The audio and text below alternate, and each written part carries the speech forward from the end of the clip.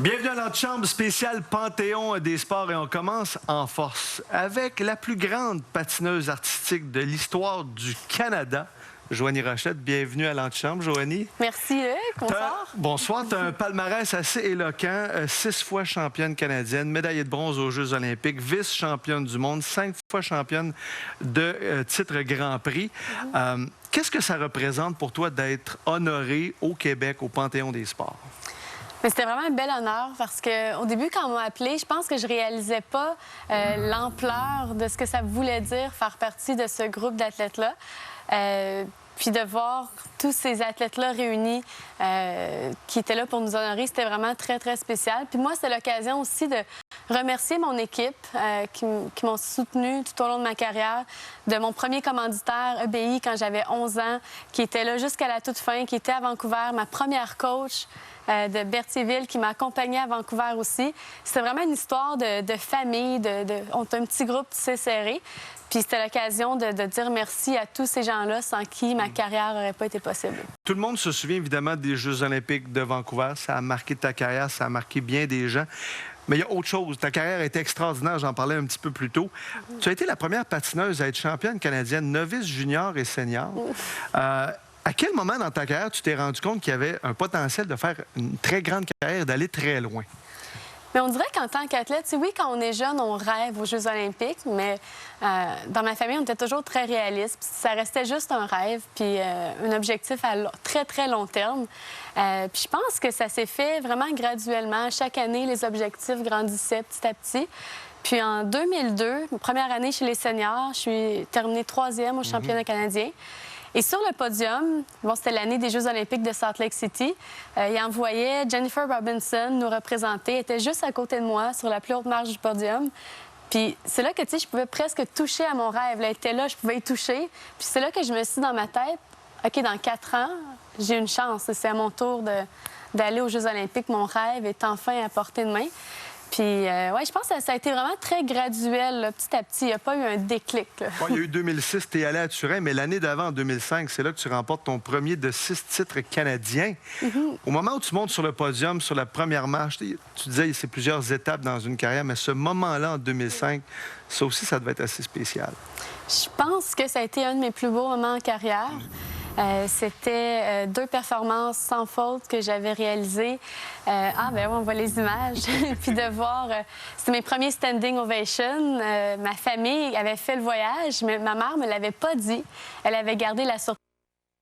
Expérience un peu comme un enfant dans un magasin de bonbons, que j'aime dire, parce que c'est ça, il n'y avait pas d'attente nécessairement. Je suis arrivée là, on donne une poche de hockey pleine de vêtements au Canada. On rencontre plein de gens de d'autres sports.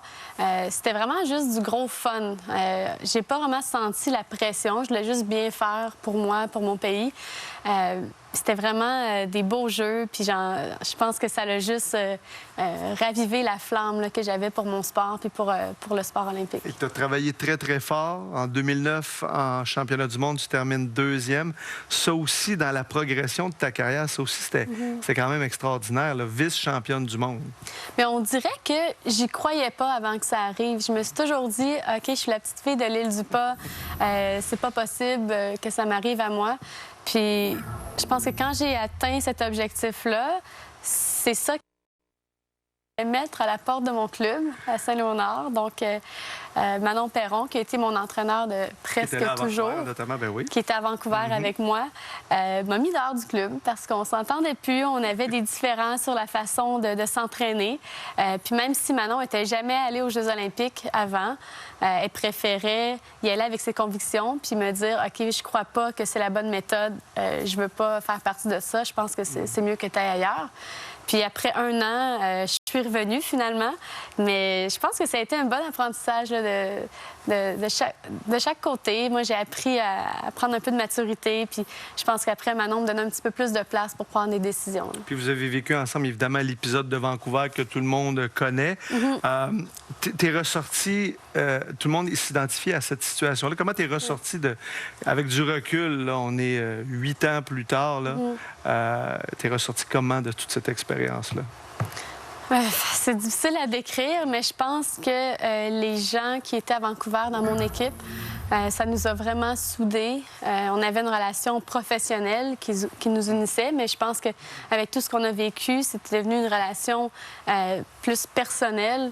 Puis même si on se voit moins souvent aujourd'hui, à chaque fois que je revois Manon, ou je pense à Wayne Halliwell, ou je pense à toute mon équipe qui était là de proche, ma famille, même mon premier commanditaire, on est tous devenus très proches. Puis je pense que il y a des choses de Vancouver qui sont très floues dans ma tête, mais quand j'y repense, je pense que j'en retire quand même un beau souvenir de voir tout le soutien que j'ai eu du pays. Puis je pense que dans ma malchance, j'ai été très chanceuse d'être au Canada puis d'être avec des gens de chez nous, de me sentir chez nous. En début d'entrevue, je disais la plus grande patineuse artistique de l'histoire au Canada. C'est-tu lourd à entendre? En tout cas, il y en a eu des bonnes. Il y a eu Elizabeth Manley. Il y en a eu des bonnes, mais comment tu as quand même marqué ton sport? Le réalises-tu? Oui et non. Je pense que quand je suis revenue de Vancouver, c'est là que j'ai réalisé que les gens m'avaient vraiment vu patiner puis qu'ils me reconnaissaient dans la rue. Mais comme athlète, avec ton parcours, tu as eu des grandes réalisations. 6 fois championne canadienne, ça s'est fait que très rarement. Mais merci, mais c'est très humble. C'est très gentil, mais oui, ça me fait ça me fait quelque chose parce que, bon, plus jeune, je me souviens, je regardais Elvis Stojko avec les yeux pleins d'étincelles, puis ça me faisait drôle là, quand je suis venue de Vancouver, puis je voyais des jeunes filles dans des séminaires qui me regardaient comme ça. Fait que, ouais, ça fait spécial. C'est très flatteur en même temps, mais je l'ai pris avec beaucoup d'humilité. Et Joanie, merci beaucoup pour ces quelques minutes. Félicitations pour cet honneur au Panthéon des sports amplement mérité.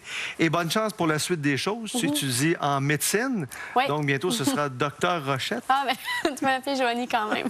Merci beaucoup, Joanie. Merci, Félicitations.